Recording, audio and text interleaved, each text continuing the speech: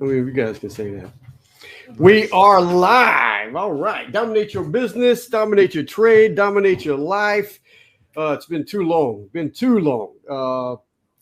Man, we got big Anthony James in the house. Charlie Ingle from outside of Dallas, Texas. What's the name of that cute town you live in, Charlie? McKinney, Texas. McKinney, Texas. Man, I like that neighborhood. It was really nice. I don't know, man. Let's get busy. We only have an hour, maybe an hour and 10. Anthony's got a big meeting that he cannot miss. But hey, I just wrote down some stuff, and we can go in any direction you guys really want to go in. I want to get more and more into freaking politics and how it's just a different world than when I was growing up. But I want to talk about, is the construction slowing down? I made a post about Taylor Swift not a couple of minutes ago. I want to talk about Napoleon Hill and the Rocky story. I want to talk about RFK, both with his run for the presidency and just what he announced earlier. I want to mention Vivek Ramaswamy, Mike Pence, Tucker Carlson, Andrew Tate, what Florida's trying to do with the COVID shot, and some horror stories from the job site. Yeah, man. Everybody knows Anthony, Sunshine Design and Build out in Boise, Idaho, and everywhere, really. Shit. Oregon, Washington, Nevada, California, and Charlie Ingle. Charlie, what's the name of your company? It's Renaissance Hardwood Floor Polishing and Maintenance. Yeah, so It's a mouthful. And Charlie is a good guy to connect with because there's just, it's like there's some shit to getting old, Charlie. We've been there, baby. I mean, when you can get old and go through it and survive, you get to talk shit and you have history to back it up. And especially in the floor business. Yeah, man. And Charlie's been successful for a long time, to where now when people ask me about you, I say, I don't know about that dude. I consider him semi-retired, meaning he only works because he fucking wants to get out of the house and have something to do. He's not doing it for the money anymore. He's doing it because he likes doing it, and he's not going to say no to the money. But yeah, I mean, if you didn't go to work tomorrow, you'd be fine. And I know you're helping a couple other guys. One thing I've pushed on Charlie, and it's just more work than he wants to do, is I almost wanted him to train someone to just take over the friggin' business and keep a percentage forever, or even sell it. Because at one time, no matter how much he likes doing it, he's going to move up to friggin' Taos, New Mexico, and just hike every day and F all of the construction industry and everybody around it. And someone's going to miss out. But that is work that he doesn't want to do. And at this age, I don't blame you, brother. There's a lot of shit I could be doing, but I'm like, no, just no. Anyway, what's up, guys? Brian, are you and Charlie about the same age? I think so. Charlie, how old are you? I think I'm 1 year older than you. I'm 50. I'm about to be 60. I'm 59. Yeah. So I'll be 59. So yeah, but he looks younger. So damn him. hey, wait, I just had coffee delivered. Hold up your glass, Anthony. It's a little bit of scotch. Yeah, he had that bottle earlier. Me and Anthony played golf Saturday morning early. Yeah, that was fun, man. I was good to see you. Yeah, that was cool. And I was going to race into town and try to do a podcast from Anthony's office. But the longer I drove on some of these days, the wife is like, "Why are we in such a hurry?" And I'm like, "Shit, I couldn't tell her that. I'm trying to get," because she's like, "Who you got to meet? Who you got to meet?" And I'm like, I ain't got to meet nobody. Relax. It's just, I thought, man, I didn't want to push it. So, hey, let's start with the whole construction slowing down, because Anthony's a general contractor. Charlie, you've been in this as long as I've been in it, so you've been through the ups and downs like I have. This one is different.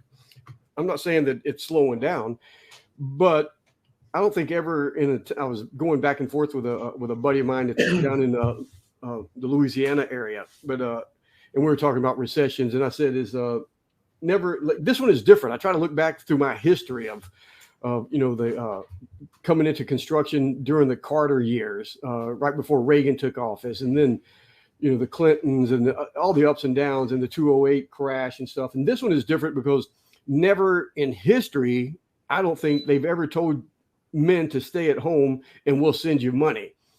and now that people are trying to get back out and get to work, and everything is seems to be topsy turvy, people think that just everything is slowing down, I guess. Yet, friggin' Taylor Swift is on a concert right now that's going to break all records and probably end up profiting $1.4 billion. Tickets are going for over $2,000 each. And you're not just buying one ticket. You're getting a pair of them or 4 of them or 6 of them. So somebody's got money and they're spending it. What do you think? Either one of you. So, this is the first I've heard of this Taylor Swift thing. Tell me more about that. Yeah, her big concert. I don't want to hear anything about Taylor Swift.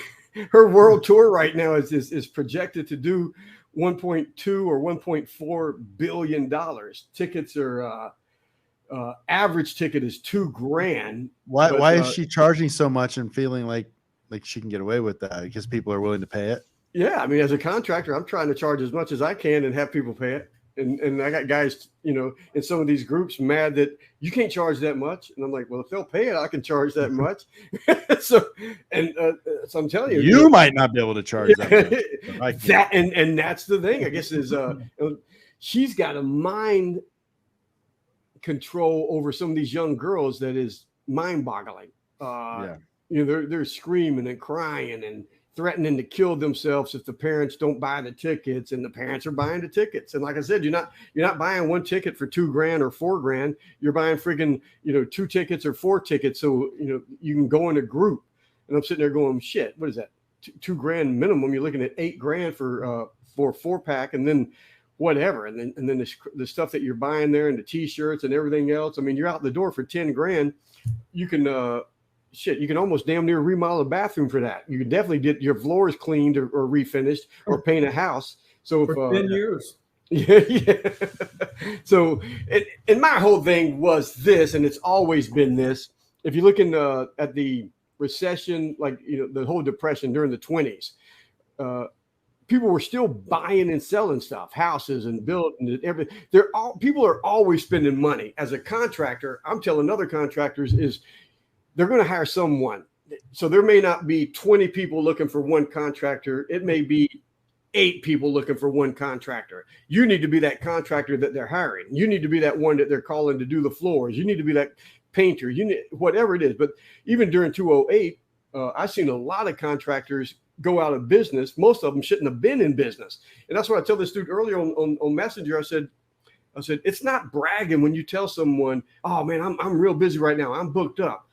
Because everybody in the industry is real busy right now and booked up, and you were the only one that said yes to the job that the homeowner called. It's when everybody or a lot of people in your industry is sitting there scratching their teeth, hair, going, man, what the hell? Like, the phone's not ringing, this and that, and you're booked up. That's something to brag about. If it's so busy that you're getting leftovers, that's nothing to brag about. And there's just a lot that you have to do before we get out of here. I'll come back to it, but have things slowed down for either one of you? Brian, on that note, one of the things, like this is some overreaching thing that I hear a lot about, like all the time. Everyone's talking about. I've had multiple people come to me lately asking me, like, hey, how did you get such a big, market exposure, like so fast? And like, ultimately, I didn't do it fast. It just seems fast because you weren't paying attention to me, right? But yeah, what I'm really driving at. What I'm really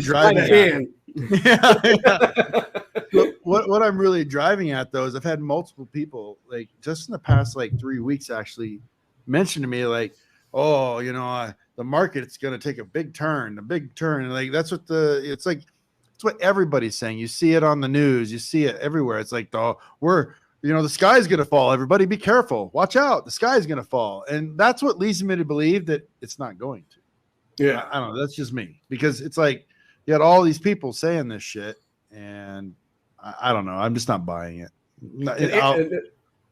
I'm not buying. And Charlie, you're in a different position anyway, because your business is, you've got clientele that you've had for years and years. And I've got a base of regulars that are some are quarterly. I have a few that are monthly, but mostly they're either semi-annual or annual. So I've got a little over 700 regular clients that I schedule throughout the year, and then take on as many new as I can.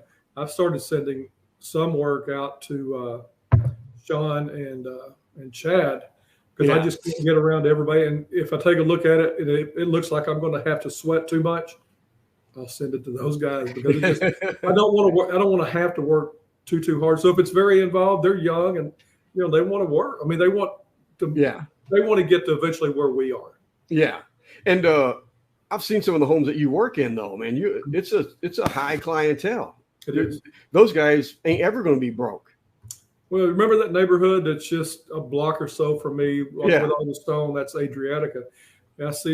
I would say of my regulars, I've probably got about 200 in that neighborhood of about 500 homes. Yeah. So, and they're all $1 million up to about $9 million homes. Yeah. And I growing up in North Carolina, most of my years were spent in a trailer. And I always thought, man, if I could get a double wide trailer, shit, I'd be rich. That'd be the mansion.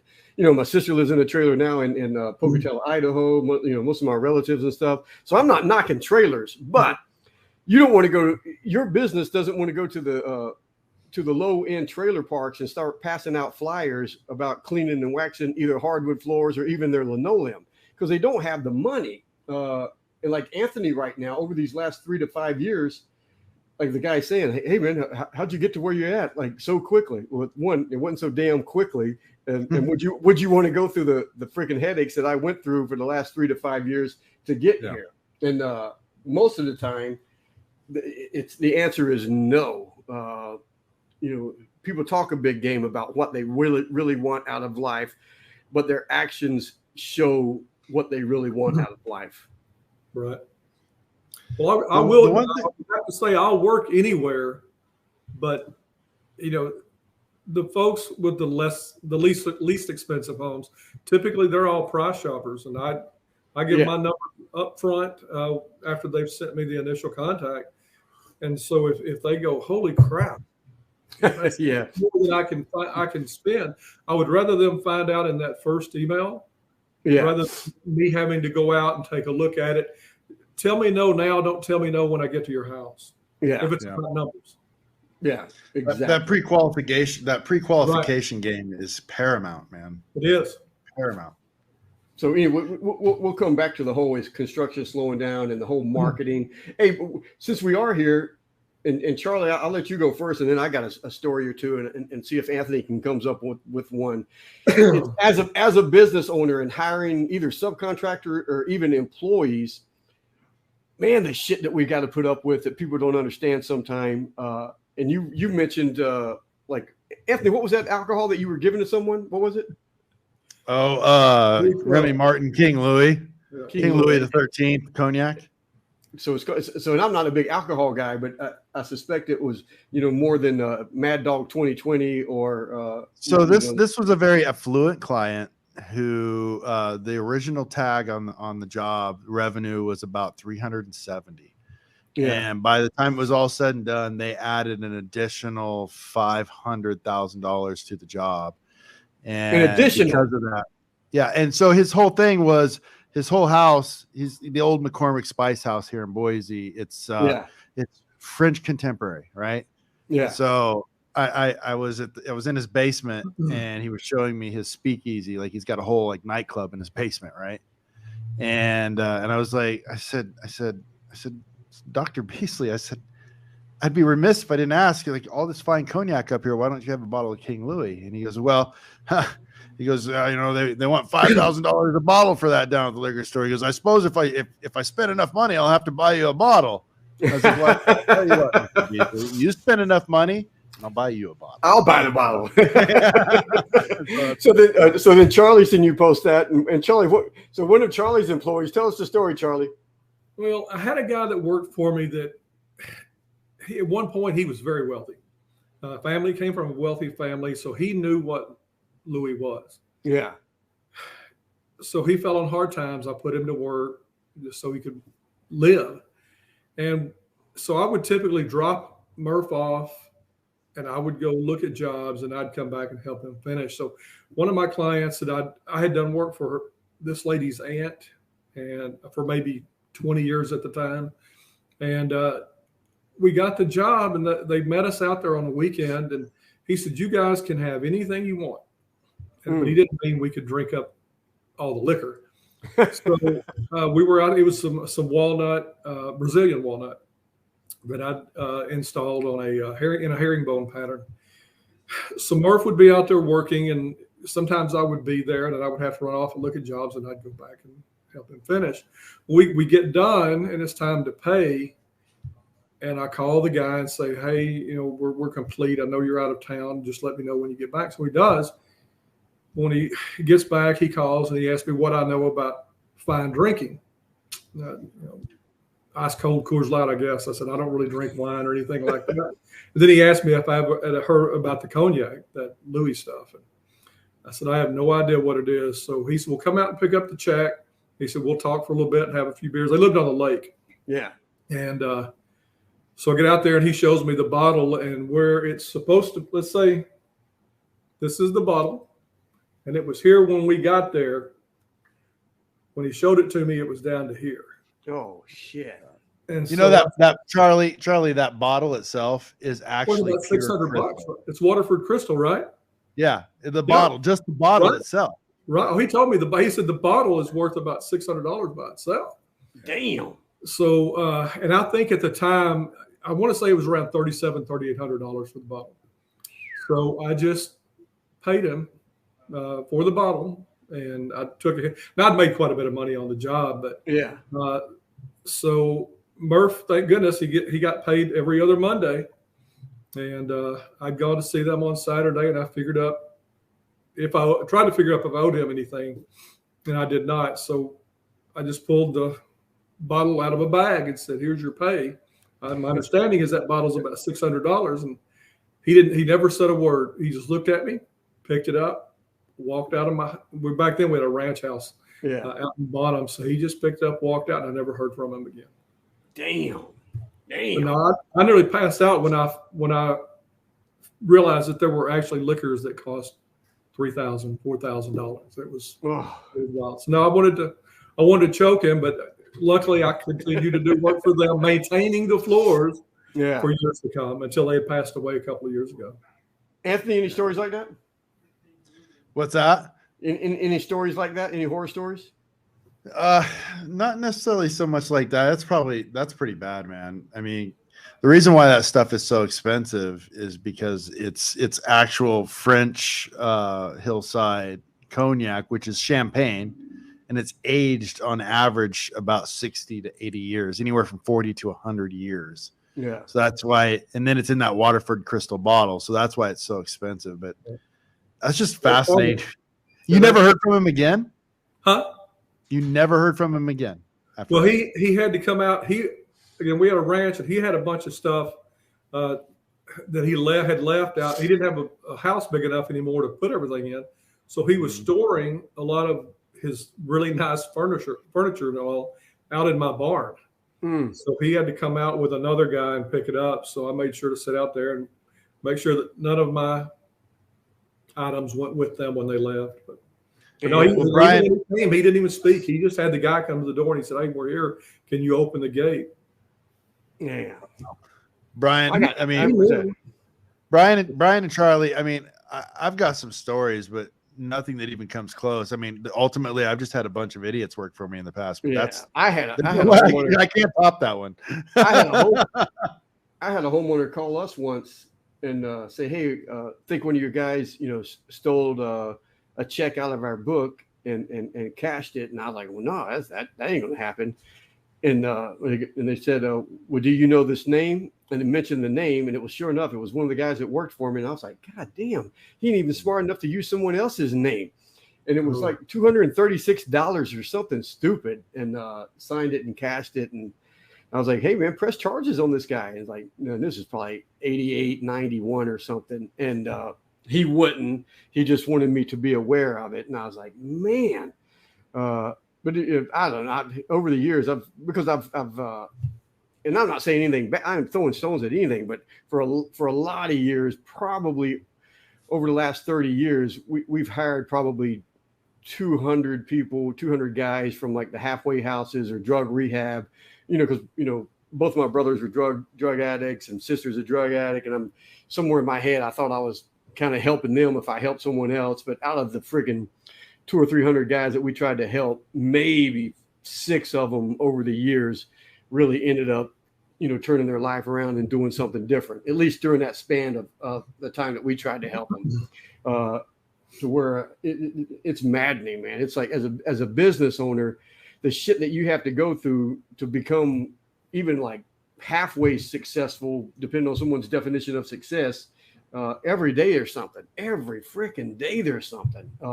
Someone who tells you something different is they're either lying or they don't know any better, and both are bad situations. Well, there's a lot of times when I envy guys like you. Like you guys essentially, I mean, you're not necessarily just subcontractors. I mean, you guys have your own companies and you work directly from homeowners too. But so I would imagine you guys, I mean, obviously have some clientele horror stories as well. Yeah. But so like on my end, like you guys have one trade. Charlie, you specifically, I think you just maintain and polish floors. You don't even sand and refinish them, don't you? Yeah, he used to do all of it. And he just, like I said, he's freaking semi-retired now. But so you guys kind of, you have some stuff that I envy. Like there's some things that I envy that because I came up through the trades as just a carpenter where I had this is what I did, right? As a general contractor, I have upwards of 18 to 23 different trades that I'm dealing with throughout the course of a project and months worth of time or weeks. Where you get in and out within a matter of usually a day, 2, 3, or 4, right? And so ultimately, 4 hours. Yeah. And so, ultimately, like if we wanted to talk horror stories and most of my horror stories are, there's been some doozy clients in the past. Oh, and they're drug out for a long period of time.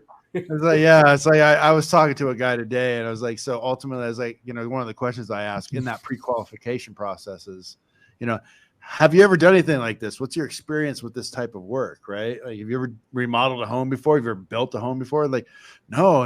I think, well, I think the first step is that you come in the office and sit down with me and my project manager because you're about to make a huge commitment that's going to take 6 months at least. I think it's important that you at least like me. Yeah. or we like each other. Yeah. Well, I don't put it like that, but Yeah. Hey, so, man, I'm a fan of RFK. I am too. And I don't agree 100% with anybody. I mean, shit, me and Anthony can argue left and right if we wanted to on something.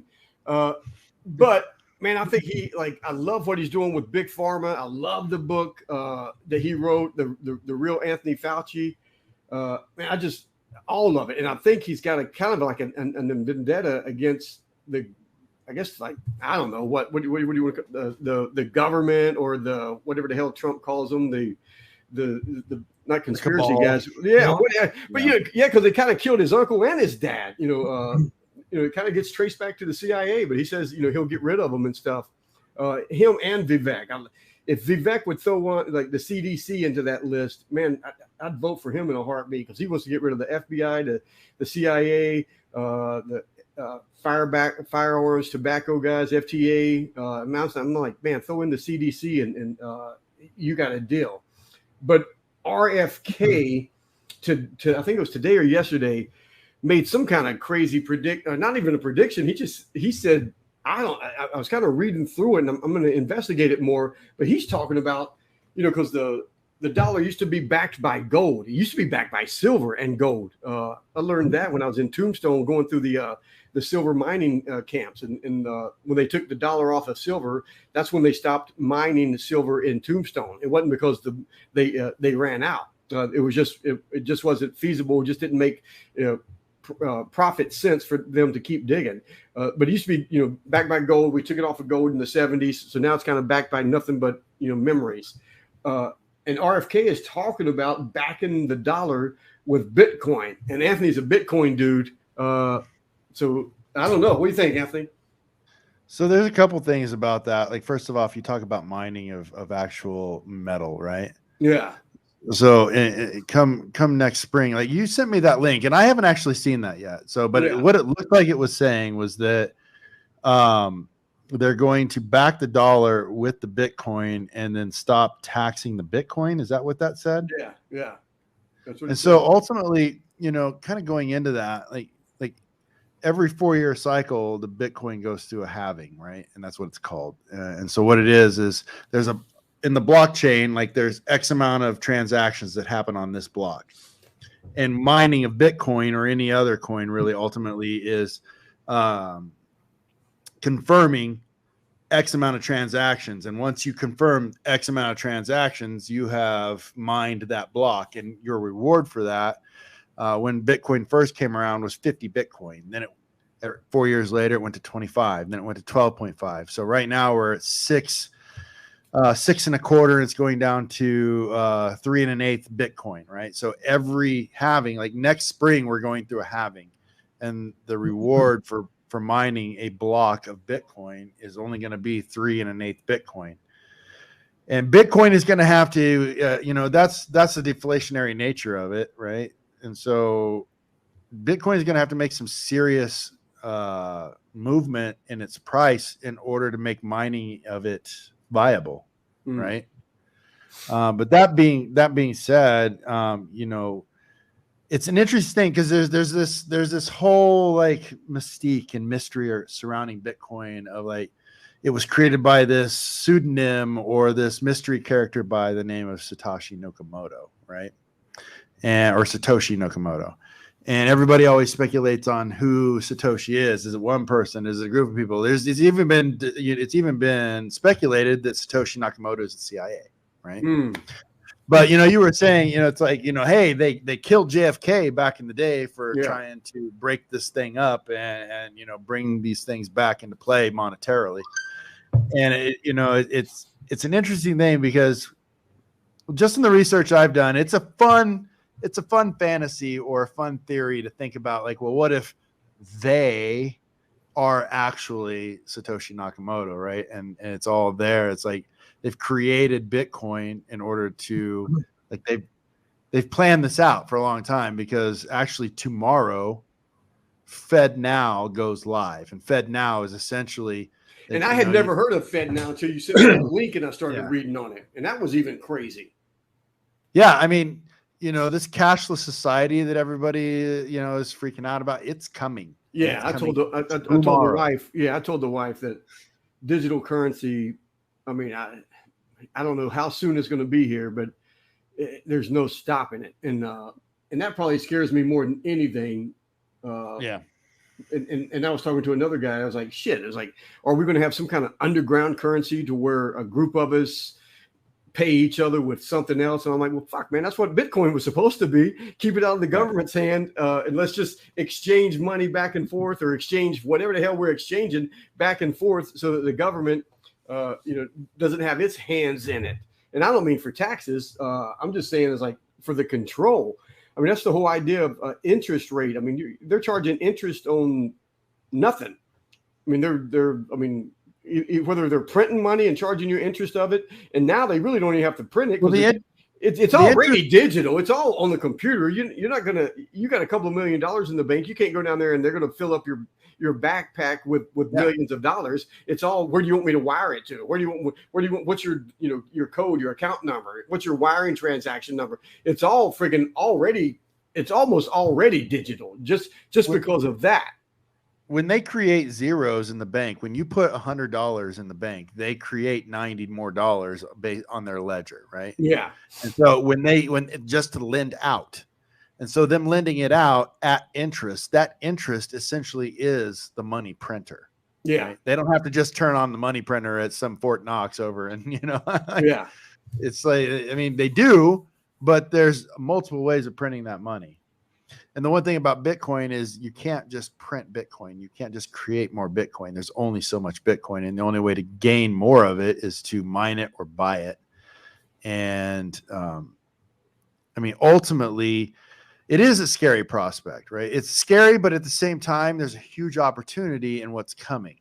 Yeah. Because, what it's called CBDCs, or central bank digital currencies. Yeah. Like within the next 2 years, we will be in a cashless society. Every transaction you make will be on a blockchain. It will be tracked. It will be maintained. It will be controlled, not by your government, but by your central bank or Yeah. the people who run that show. And the only thing that is not falling under that umbrella is Bitcoin.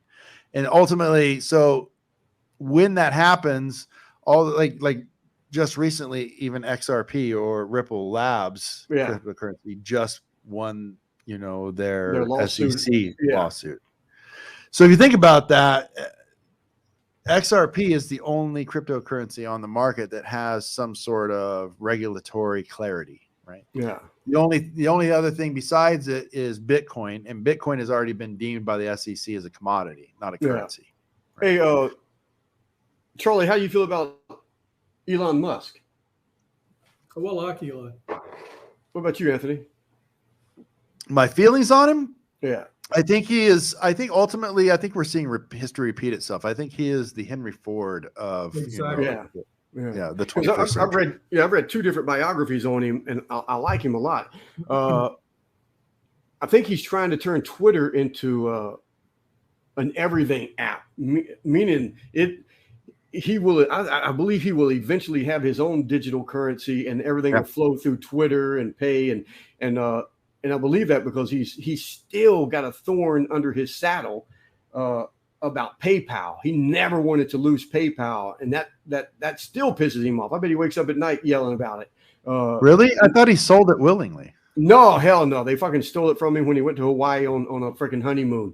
They rug pulled it. They waited for him to get on the plane. As soon as the plane took off, they were in the boardroom doing all kind of shady shit. When the plane landed 5, 6, 7 hours later, whatever, and it was already there.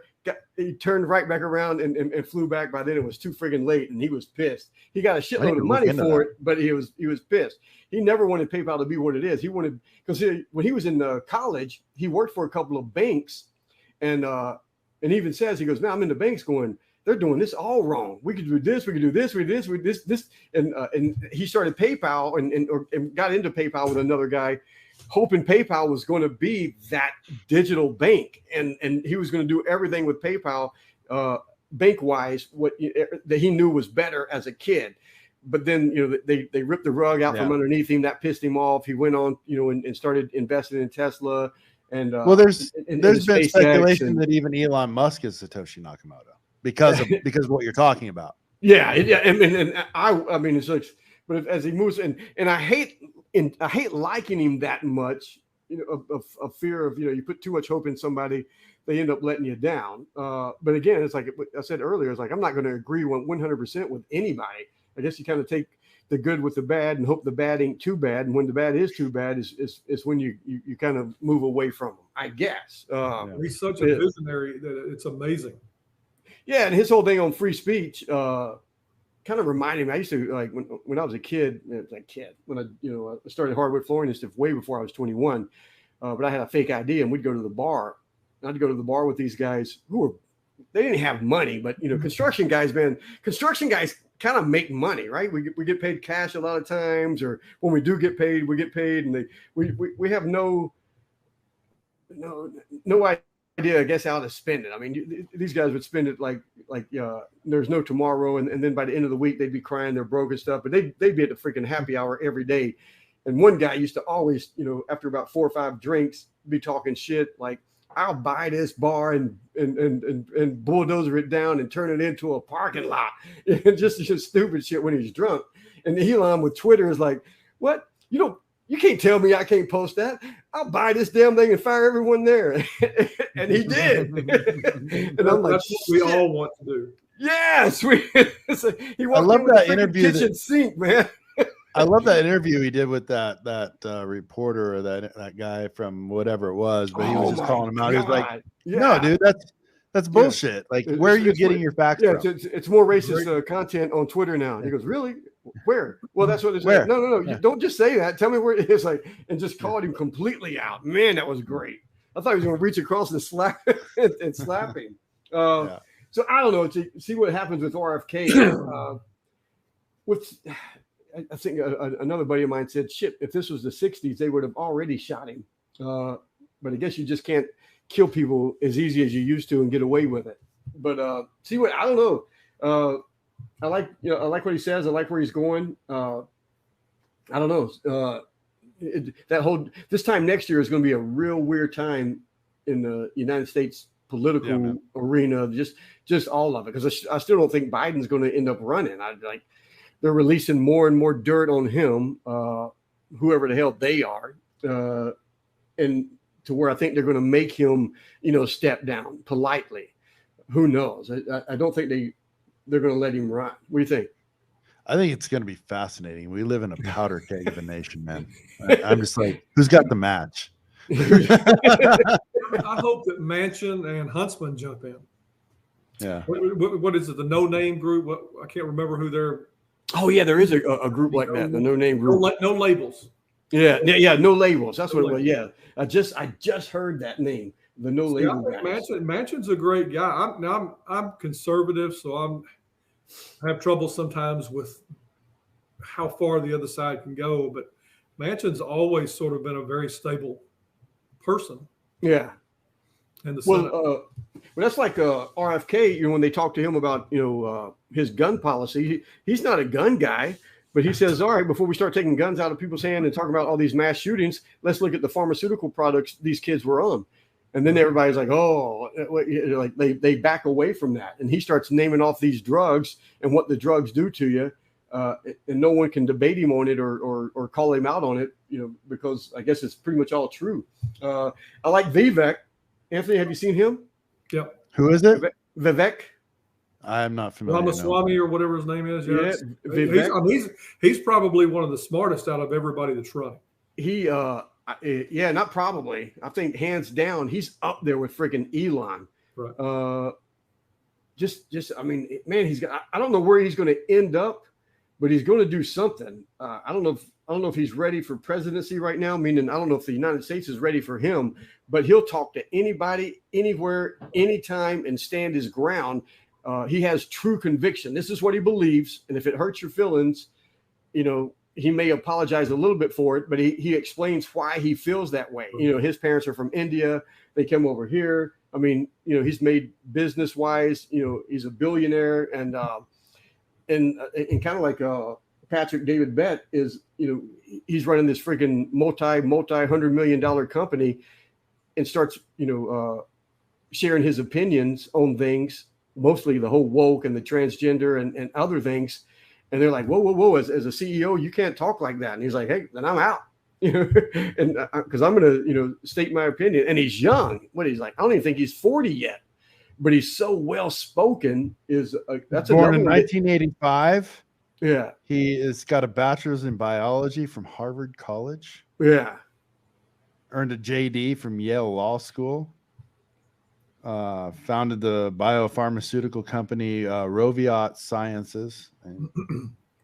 Man, I need to start paying more attention to this. So it's coming up, man. He's he's so freaking like Charlie said, he's so smart, and he never like I said, he'll talk to anybody anywhere. And I don't think Charlie, have you? Because I've watched a lot of his stuff, but I don't think the way he talks with people, even during interviews, or he'll be in like a little coffee shop, people still in the back room smoking, and he'll just talk to anybody.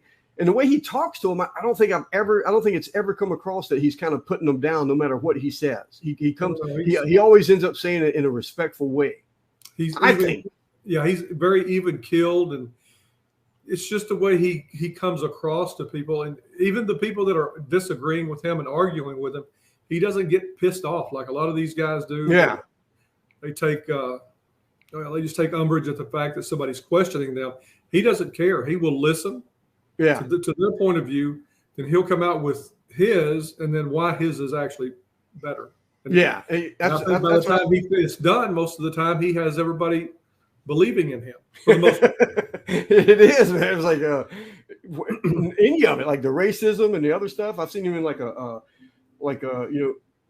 in the hood, like South Central. So I don't think it was South Central, but it's like, the black barbershop, and he's in there with all the black guys, and they're asking him questions and stuff. And he's like, like he's from India. Like, you can't go at a whole racist thing. And he starts talking about the family, core and the unit and fathers, standing up and being fathers and doing it. I mean, but he says it in a logical, nice way to where all you can do is go, yeah, well, that does make sense. Okay, next. Okay.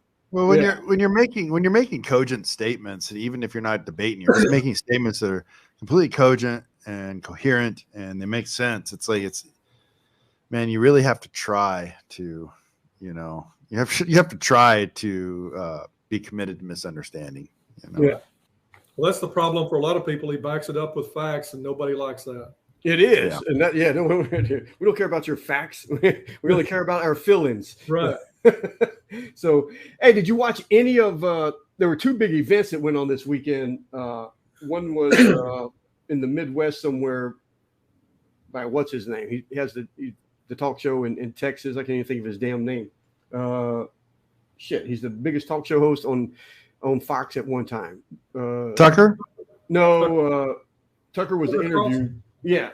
What is it? Tucker Carlson? No, not Tucker. The guy who was. Oh, you're talking about O'Reilly. No. Bill. He was before. He was on Fox even before Bill. Wow. What the hell's his name? But he had. Randy said Glenn Beck.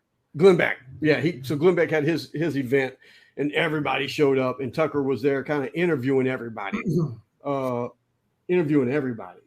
And he interviewed Mike Pence, and Mike Pence was saying that, the one thing that Joe Biden was doing wrong was he promised Ukraine all of these weapons and these fighter jets and all this other stuff, and he's only giving them half, and he needs to, come through with his promises and this and that. And Tucker's like, whoa, you're talking about Charlie Kirk.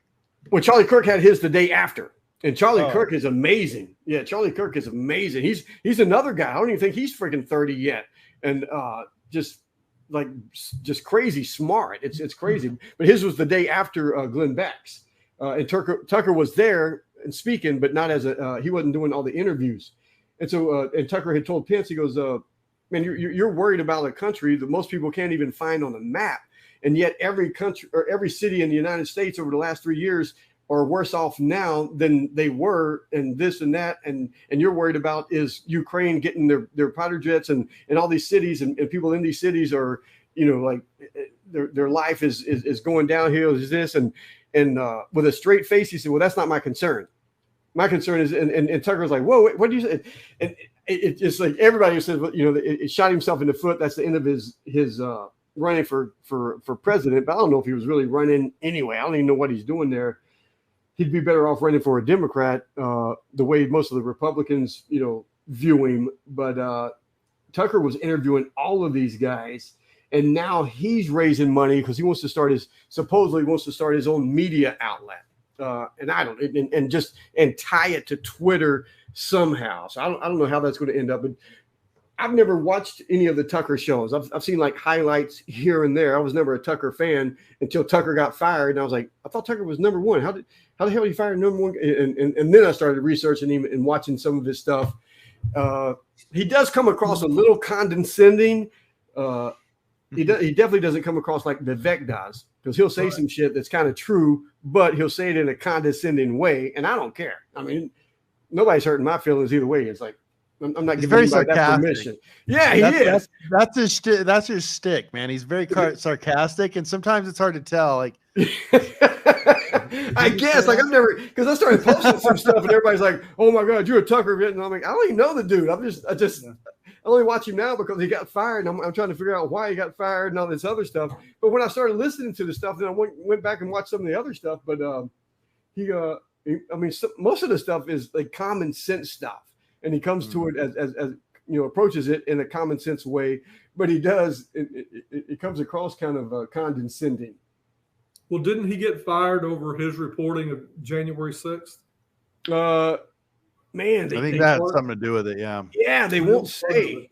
Yeah, they won't say. They say January the 6th, and that and they say the election fraud, and that whatever that machine that we use to count votes, they say, that was some of it. But then there's other people that say, because the lady who runs it, whatever she is, and I guess through the whole industry, everybody agreed with him, but you couldn't say it verbally, and he called her a big ass cunt. And that didn't go hard. Yeah, and that didn't go across. And everybody's like, hey man, I agree 100%, but you can't say it. And he's like, no, I'm saying, so who really, I don't know. But I know he's been offered a lot of money to do different things, but it looks like he wants to, start his own media mogul. And I don't know what that looks like. I know a handful of people that are doing it, but it's a big industry. And I do see more and more streaming stuff, and regular television that we used to watch is going bye-bye. It may not be for me, but man, I'm telling you, if you're like 35 and younger, most of those guys don't even watch TV. They watch YouTube or they watch something, but it usually isn't TV. It's like the Yellow Pages. It is, and there's no stopping it. And Anthony's the young guy here. What do you think, Anthony? You still watching TV? I'm 47, and the only time I ever really watch TV is I'll watch about 20 minutes of golf on ABC on Sunday before I have to go play. Yeah, that's the extent of my TV. Yeah, I watch because I was in the hotel, so I'm watching more TV than normal. But I did watch Rory McIlroy win the freaking Scottish Open this weekend, and I didn't think he'd be able to do it because he usually chokes. So it's the one time I'm usually rooting for the dude. This time I was rooting against him because some young kid looked like he was going to end up winning. And Roy put it out of his butt and did birdie to win. And if you can do that, you deserve it. Mm-hmm. What's up, guys? What else? Before I bring up Andrew Tate in Florida and a couple of, and get back into marketing your business for slow down time. Just move on into that, my man. So I was online, like a buddy, Bob Donnell. So you know him. Yeah. I've had him on the podcast a couple of times. Anthony had lunch with him. He's a really good guy, but he had asked, did anyone go back to Tucker? Did anyone see the Tucker interview with Andrew Tate? And I watched half of it. And I'll probably go back and watch the other half. But I've seen all 5+ hours months ago with Andrew Tate when Patrick, PED interviewed him, and then he went to jail and then he got out and he's on home arrest. And a month ago, Patrick went back and interviewed him again for another 5+ hours, and I watched all of that. So that's all I know of Andrew Tate, except for those stupid little clips. And I guess there is a lot of people that hate him, and most of them hate him because they only see the bad clips or what the media says. And so Bob had posted, who watched the Tucker Carlson interview with Andrew Tate, and most people said yeah, and they were okay with it. But there was a couple of people who were like, oh, well, he's a chauvinist. He's in jail for rape and human trafficking, and he keeps girls locked up. And I'm like, dude, what? Yeah, but he claims they made that all up. No, he doesn't claim that he made it up. Yeah. So what it is like he ran how he basically started out was he ran a webcam service. Yeah. And these girls came in and made money to basically talk to dudes and, maybe, flick their nipples a little bit on the cam for them or whatever, And so they're trying to say, that they're trying to call that human trafficking is what they're trying to do. Yeah. He moved to Romania specifically to do that. So I didn't know, but he was on that show, Big Brother. Remember that show? It's still going. Yep. So he was on there at one time. So between that and winning the kickboxing championship a couple of times and being a world champion chess player, 4-time world champion, yeah. Yeah. So that plus Big Brother gave him a little bit of notoriety. He can talk to women, whatever. And so they put together that whole webcam thing. So Romania is somewhere that it runs rampant. However, he's got a business mind on him, and he really does. I've seen a couple of things like he walked into a coffee store one day and went, man, this needs to be changed. This needs to be changed. You should be doing this. You should be doing this. Put all of it into a text, send it to one of his investors. And 3 months later, he's got like the #1 coffee shop in the town, like one street over from the place that he went in to get the coffee. So he is business smart like that. But the whole webcam thing he got into in Romania, and the Romanian women that work for him love him. Like, hey, like I'm supporting my family now. I'm making money. And what's the difference between this and a strip bar where I got to slap guys off of me? At least with the webcam, I'm home, I'm safe, blah, blah, blah. So but like if you listen to, like when I listen to the whole interviews, all the way through with him, his biggest message is to men, and a small message is to women. But the biggest message to men is you need to make enough money that people can't tell you, the government can't tell you what to do. You need to take care of yourself physically so that you can protect yourself, your loved ones, your wife, your family, and anyone around you that's being picked on. Never let someone bully someone in front of you. And the only way you can stop that is if you are physically in the best shape that you can be of. And he teaches a lot of personal responsibility. It has been a growing curve for sure. He used to be atheist and now he's not. And he talks about that openly and why and all this other stuff. And shit, man, I did stuff when I was 20 that I wouldn't do today for sure. I did stuff when I was 30 that I wouldn't be doing today, because I learned from them.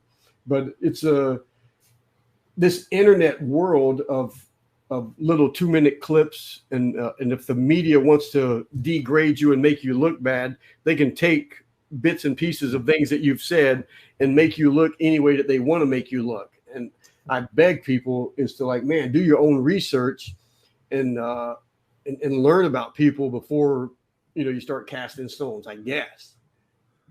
Well, I think it goes even beyond just Andrew Tate. I think Andrew Tate is I think he's sort of a scapegoat in that,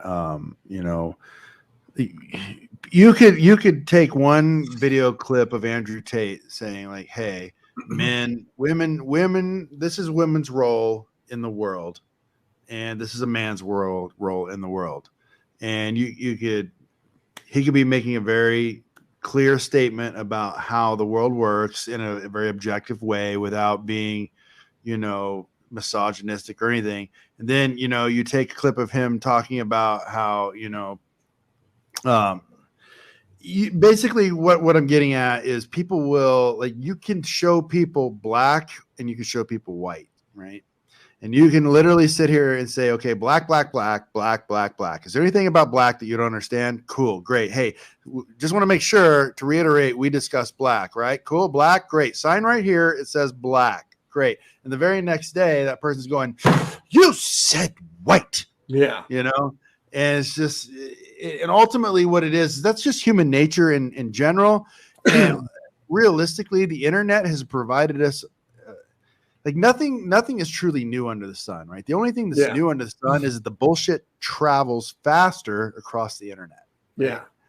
And people perceive things in a certain way, and that's the way they want to perceive it. And like you were saying, Charlie, like you were saying, people just, their feelings are all that matters, right? Yeah. And people are going to perceive what you say regardless of what it is you are really saying or trying to convey.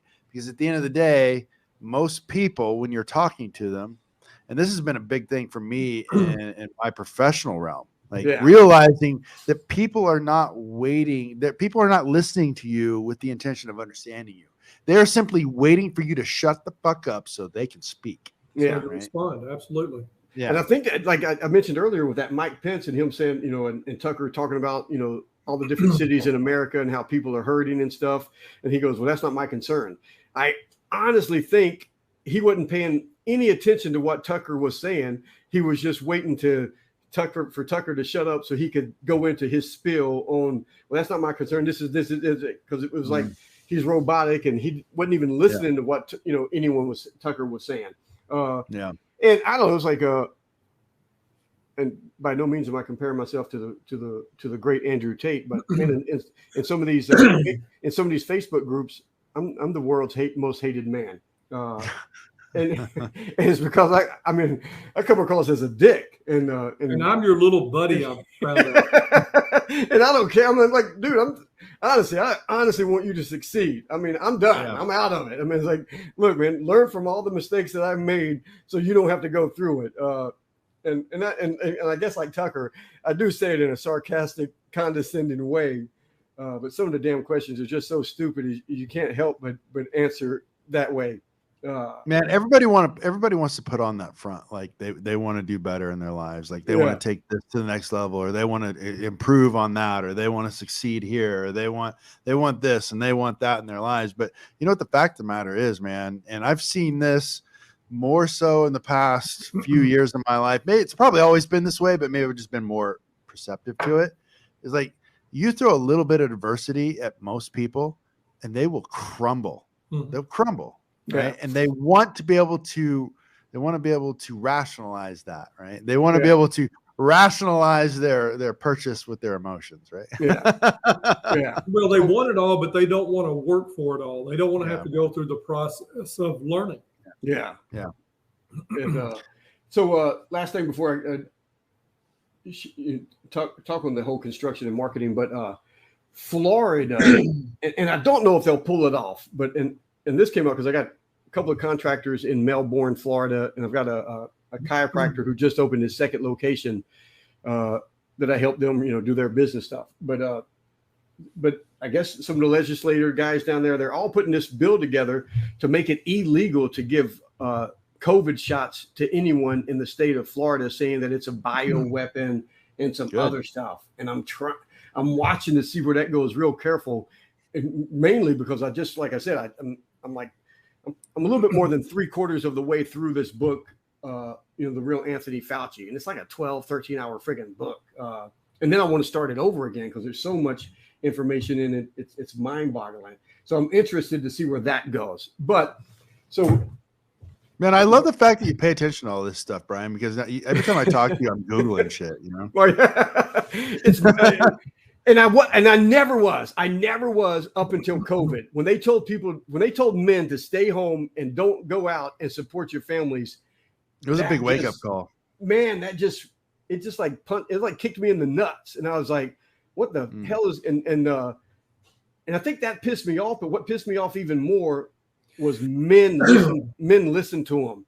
And I was like, what kind of man doesn't go out and kill the deer and drag it back and throw it down on the freaking table like the Vikings? And like, we're eating tonight, baby, and start slicing off meat. It's like, what kind of man stays home and says, the king's going to bring by some food if we're nice? It's like, no, it's like, what? That just drove me crazy. So then I start researching all this shit. And now I'm one of the freaking conspiracy theory nut dudes. And I hate it. So I'm trying to break it down in a way that someone as dumb as me can understand it. So let's get into the whole construction industry thing, laying it as like, and then in construction, it's business, period. And I've been teaching this forever, but I don't think in the last 10 years, probably longer than that, I don't think there's not been one time that I showed up to a client's house that they didn't open the door going, "You look just like your videos. Oh my God. Oh my God." And I'm like, yeah. It's like, and it's kind of, I don't know, but it's fun, really. I mean, it is, I kind of play off of it or not, or whatever. The wife had me doing videos way back when, but it started before when I sold the first company in 2001, and then I'm traveling the country with Les Brown, Zig Ziglar, and all those guys. We used to dream of a day when you could put video content on the internet, because the internet was new in 2001. I mean, it was crazy new. The website was different, all this stuff. We were still sending out VHS tapes, and I was in VHS when I was sending my demo tapes out. The first ones I sent out were VHS tapes, and then like for about 3 months, and then it was DVDs. But man, it was like, and this whole internet thing was coming along, and we're like, man, but you never could. You couldn't stream it. You could try it and other stuff. So when I got back into construction, 2004, 2005, YouTube was just getting ready to start, but I was still using my wife's camcorder, and I had a Pinnacle program on the computer. You had to download everything, do this editing. It was a bunch of shit just to get a small little video uploaded to the website. But we knew just from being in the speaking industry, the website, I mean, the videos was it. And so I made the welcome video that's still on my daughter's website right now. But it just grew from that. A couple of years ago, I went to Vegas to learn how to grow your business through video to see if there's anything different, but it's not. And Anthony, you just said there's nothing new under the sun. From the time of cavemen, we do business with people we know, like, and trust, our friends, and all of that stuff. And back in the day, the yellow pages, if you had the money, you'd buy a full page ad. And whether it worked or not, your ass was stuck paying for it for the whole freaking year. And you do newspaper and try to hope you got, or you do the mailers and you put the picture of you and the family on there. And because you were always trying to build the relationship, yeah, I'm a family guy. We go to church. Look at us. We're this and that, all of that stuff. So never any time in history has it been as easy as it is right now. And guys still don't do it.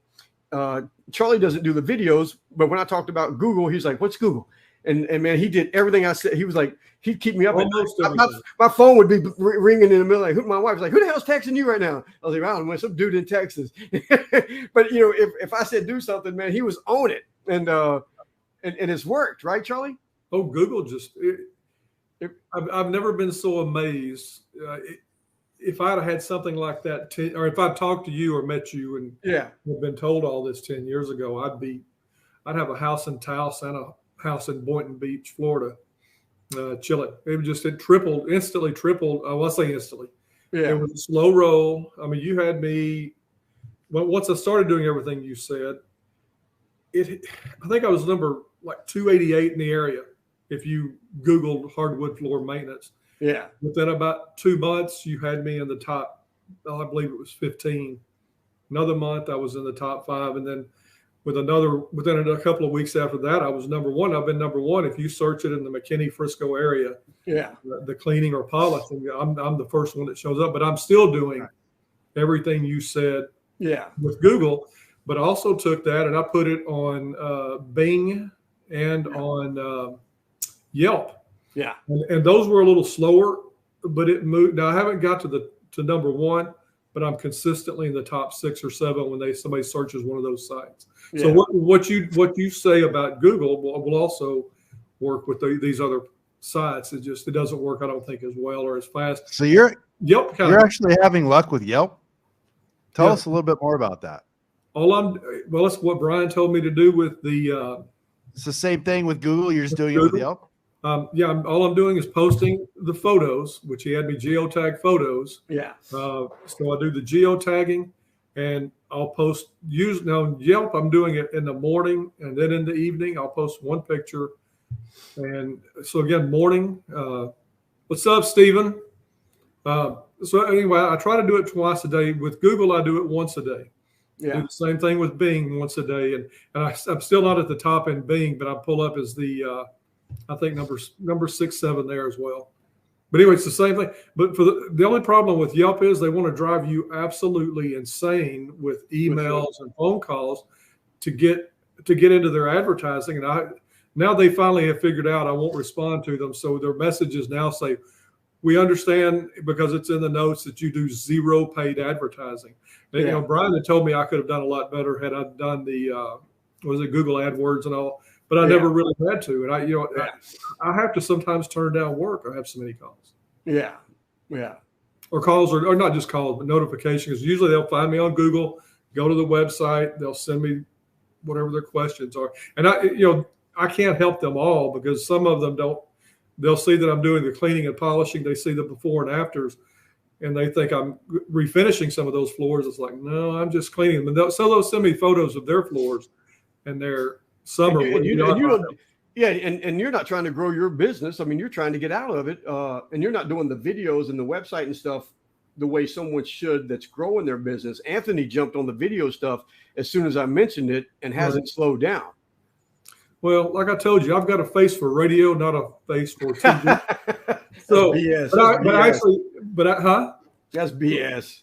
So actually, what I am working on, working on a couple of projects where you will start seeing me more. I do have a YouTube channel now, but I'm just showing videos of my work and putting music to it. But by the end of the year, you're going to see a lot more of Charlie, and hopefully it'll help me more with the training of the guys because somebody else had told me to try YouTube. Yeah. Well, I've had almost as many people contact me now through YouTube because I mention on every one of my posts that I do training. I teach people. I've even had a couple of homeowners reach out wanting to know if I would help them. So I'm talking to not just guys that want to learn how to do it professionally. I'm starting to get some of the do-it-yourselfers contact me and ask me if I will help them. So for $100, sit there, I'll walk them through it, for about 30 minutes on exactly what they need to do their floor themselves.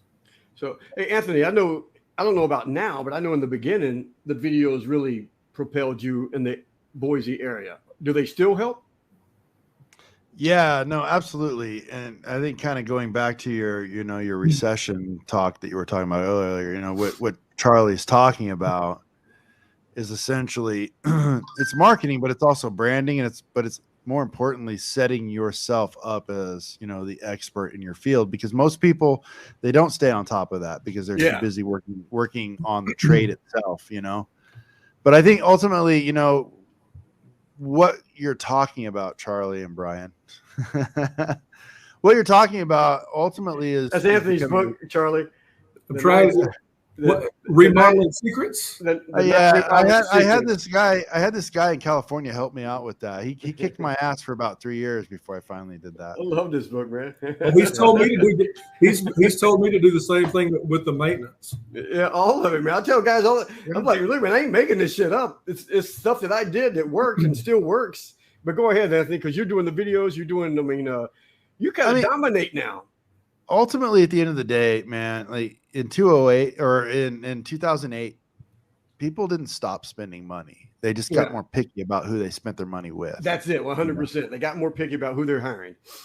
And what you guys are talking about, the both of you, what you're doing and what you're teaching is how you become recession proof. It's like if nobody knows, you could be the best damn polisher or finisher out there. You could be the guy, you could be the bee's knees of general contracting, but if nobody knows about it, it doesn't matter whether it's a recession or not. Yeah. Yeah, 100%. Hey, Randy, that's a good question. Topics. Yeah. So me, I'm not a Facebook guy, but I met both of these dudes from Facebook. I keep in touch with all my redneck friends and family members.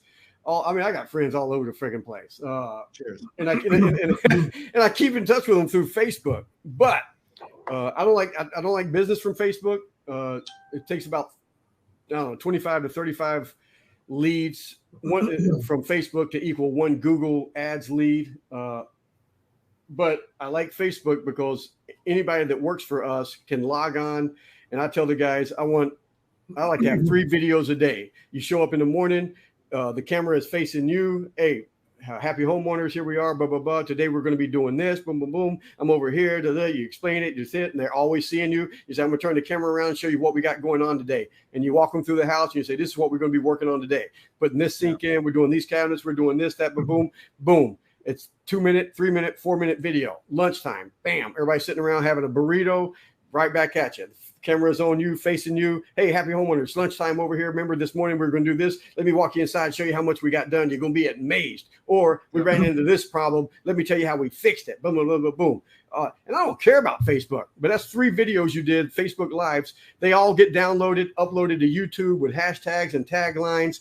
And we piece them together and we do, a whole bunch of shit with them. I used to do it. Now I send it out to have them done. But we use those videos because I could be on my phone talking to a client. It's on speakerphone as she's describing the project that she wants to do. I'm at my YouTube channel grabbing a couple of links, texting her, and as soon as she gives me a chance, I'm like, hey, boom, boom, boom. I just sent you a couple of videos, same type of project you're talking. Oh my God, I just got them. Normally nowadays it's I already seen all your videos. It's kind of it's like. Now my daughter's doing them and stuff, but the guys that work for us, if she can't get over there, they're part of the boom, they do it. All of it is, but so if you're not, I think don't forget the most important one though, Brian. The most important video, testimonials. Yeah. That's what I'm talking about. Was that what you were going to say, or was you going to say something else? No, man, no. Hey, what did you say? You said years ago when I made you start doing them, and then you were doing them. Dude, they make Google reviews obsolete. 100%. And the Google reviews people don't trust anyway. Amazon. When you got a customer, like, and you even started doing this too. Oh, like, I know, because I told you, I said, shit, you're doing them better than I am, you son of a bitch. When you ask a customer, hey, listen, Mr. Homeowner, if there was one thing we could have done for you that would have improved your experience, what would have that been? Yeah. And they stand there and they're like dumbfounded. They're like, well, yeah. I'm ready for kick ass. You're perfect. You can't fake that. No, I remember the first time you did that, and I was watching it, and I was like, "Oh shit!" Dude, my heart was pounding. I was like, "Oh my god!" I said, "Did he just really do that?" And I didn't. And even now, I'll do some. Like you'll see some of my old video testimonials, and it's me with the camera recording them. But then I'm sitting there going, "Man, I'm telling everybody they need to be in the camera more." So I just have a selfie stick, and you can see a couple of that my daughter has done. She's with the selfie. So when you got the selfie stick and you're beside of the homeowner, and you have the camera out here, and it's like you're almost friends with them, and they're sitting there bragging about how great you are. You're right, man. You can't fake it. You can't. It's like we've got more work and more everything because of video testimonials than anything. But now I do videos like even on the website, it's me going over the whole, like I say, hey, sit down here and have a conversation with me. This is like, I don't care where you're at in the world. If you're in Ireland, I'm in California. If you're getting your hardwood floors done, it's pretty much going to be the same. Here's what the process is going to be. Here's our process. Here's what we do. And I walk them through it. And I've got videos and I tell people, I'm like, man, dude, go to Google, ask one question. Google is going to give you 6, 7, 8 different questions that other people also ask pretty much similar to that question. You click on one of those and go back or you close it. You hit the little arrow and close it. They will add 2 or 3 more questions. They will give you an infinite amount of questions that people ask about your industry, about your trade. Answer those freaking questions. And people are like, oh man, I don't want to give my information out on YouTube. I'm like, bitch, somebody is. They go to YouTube. You can find answers to almost anything. You need to be the one giving that information. That's huge, man. Like, and I tell that to other contractors too. It's like, give away all of your trade secrets, because what's going to happen is people are either going to take it and use it, and you're going to elevate your industry, or they're going to call you up and be like, hey man, I started to do that shit, but that's hard. So can you do it for me? 90% of the time, just hearing what you got to do, they go, oh my God, I had no clue it was that hard. I didn't know it was that detailed. I didn't know it was what? No. Get him on the phone. What? He's local? Oh my God. I thought he was like, no. If he's local, I don't care how much he's charging. Get that guy. So you got all of that. But then it's like you got go through your van, go through your garage, go through your shop, show them the office, meet them, introduce them to the people that work with you. All the every one of your employees should have their own little video. You should be, and if they don't want to do it by themselves, stand there with them. Hey, man, this is Jeff. Boom, boom, boom. This Jeff has got kids. He has boom and that. And that's the video that you send to the homeowners. Like, hey, Jeff's going to be there at 8 o'clock, 7:30, whatever. Here's a video so you kind of know who's showing up. Boom, boom, boom. Jeff shows up. She's got coffee going, oh, my God, you got a daughter my same age. Blah, blah, blah. I didn't know it, but you go to that same church that I went to. But all of it, it's all about building relationships. And the video does that way before they ever even call you. I mean, you go through you talk about the tools that you have. You made the video, and I thought you were making the video for the homeowners, but you were pissed off because one of the dudes that worked for you didn't know how to use a fucking cocking gun. So Anthony's like, let me show you how to use a cocking gun. This is it. I was like, hey, dude, that's a good video, man. The homeowner's going to love that. He said, I ain't doing it for the homeowners. This dumbass working for me don't know how to use a cocking. You remember that? Yeah, so that would be my employee story. Yeah. I made a video to teach an employee how to use a tool. And I was like, hey man, that's gonna be a great homeowners are gonna love that shit. And he's like, I ain't making it for them. I made it for this dumbass. How to become a caulk master. Yeah, so, dude, I was like, but it's never ending. I'm telling you, it's like and I don't know what the economy is going to do. Nobody does. I don't care what the economy does. If someone goes searching for your trade, they're going to search Google 80% of the time. So you can be on Facebook, be on like, and Charlie mentioned ads, Google ads. I'm a Google ad guy, but Bing makes it even easier. Bing will go, we noticed you running ads for Google. Do you want us to just copy everything from them? I'm like, yes, I do. Click, and Bing copies everything and just starts running your ads through. And I'm like, and again, Bing is like Google. They only charge you if someone's clicking on it and going to your website. I had a girl reach out to me today from this group that me and Charlie are no longer a part of, and she's like, "Hey, I seen some of your videos with them." I'm not even a part of that group anymore. I should go in there and delete my videos. But she was asking me about Google Ads, and I said, without even looking, it's your website. It's if you're having problems with Google Ads, it's your website. People are clicking on your ad, going to your website, and they don't like what they see, and they're leaving. And she goes, no, we're getting ready to change it. I'm like, so I don't know. I said, man, I said, go to the YouTube channel and start going through all the videos, and and then call me back.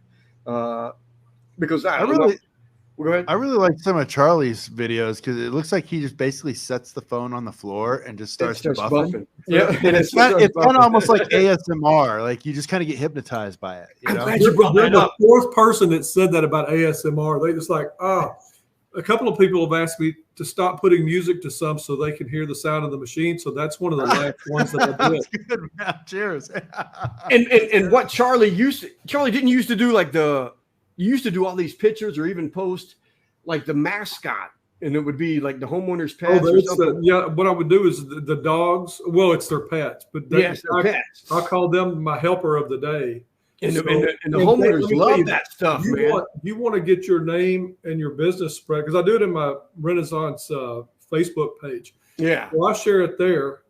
The majority of my clients are on there as well.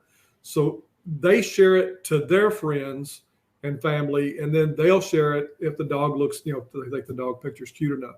But anyway, they're listed as my helper of the day. I've had a snake. I've had a rooster, a couple of chickens, one horse. Mainly it's dogs, and I've had about 3 cats. Yeah, nice. But now people, they love it, and that's one of the things they share the most is that their pet has actually made it to somebody else's Facebook page other than their own, because everybody loves their pets. Yeah, I'm gonna go take video of my client's pet tomorrow. There you go. Perfect. Yeah, I'm telling you, they love that stuff, man. They love. I mean, because these homeowners, just people in general, their pets are their family. They love their pets more. Yeah, they love their pets more than they do their children. Normally the pets listen. The children don't. Well, the pets like you better than the kids do. Yeah. But I'm going to start actually posting those on my YouTube page as well. I'm going to take, because most of the time dogs will follow me around, even with the buffer running. Yeah, so I'm going to start taking a few videos. Man, I'm telling you, man, one of my biggest sales techniques, and it's not a sales technique, but it was like, man, if I knock on the door, the homeowner opens the door. I'm telling you, most of the time it's like, oh my God, you look just like you do in the video. If they have a dog, I'm on the floor on my back, and me and the dog is like this. And I'm like, no. We don't talk to anybody in this house till we get this out of the way.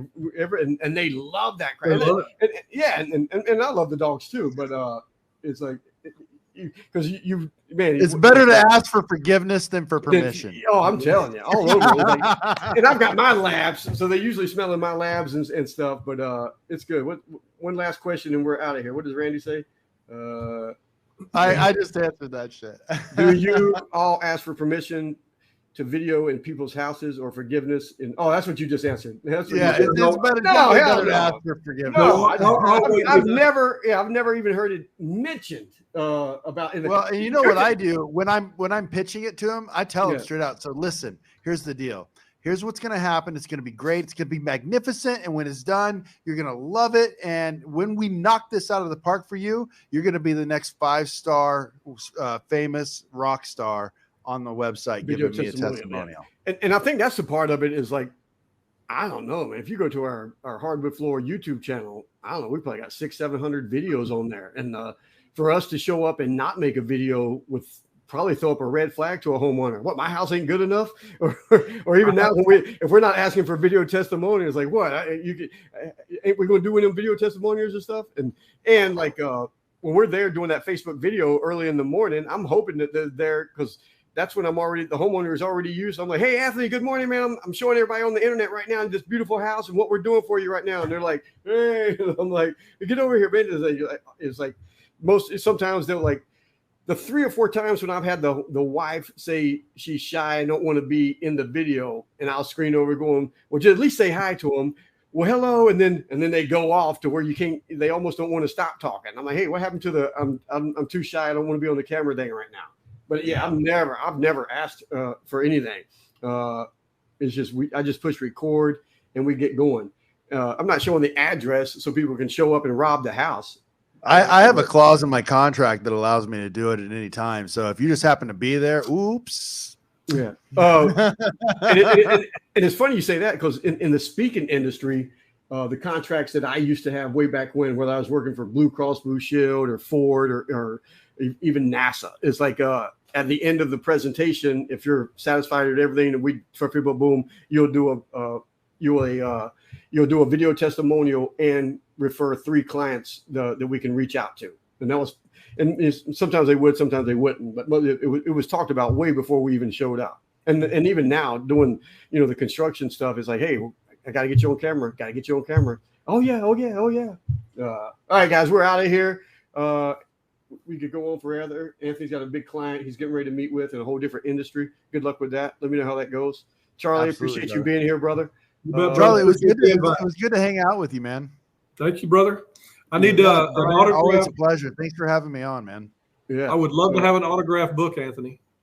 I will make sure it happens, man. Send me your address and I'll email you a hard copy. I'll do it. All right, guys. We're out of here.